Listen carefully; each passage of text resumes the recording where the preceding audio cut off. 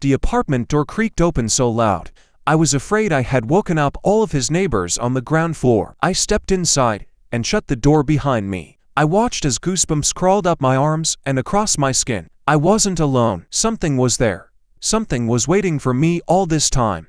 The feeling of guilt settled in the pit of my stomach for being here so soon and lying to my mother, like a spoiled child waiting to open their gifts before Christmas. Everything in here was mine now. No one else wanted it or had any right to claim for it.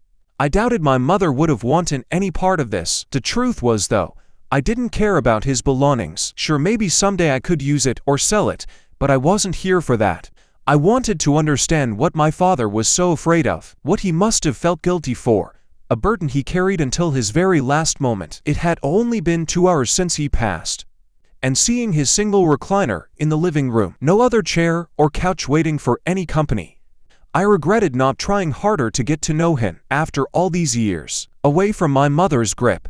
In the living room, stacks of books and papers were spread across the room. The air was stale.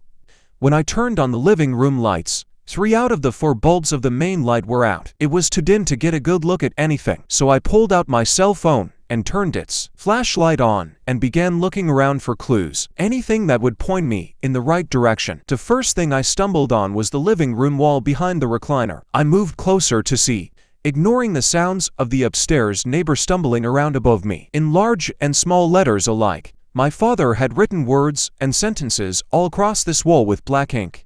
All these lights, all these rooms, they followed it. We followed them. Don't go into the tunnels. Don't go. Do not go. Do go, now. I stumbled backwards. There were drawings of what looked like pipes and boxes. So many of them. I followed his trail, which led me straight up to the ceiling, and I gasped. The entire ceiling was coated in black scribbles. More of the same words. There in the middle of the room, etched into the ceiling by what I can only imagine was made by a knife. Do you hear them? I shook my head and felt my stomach turn.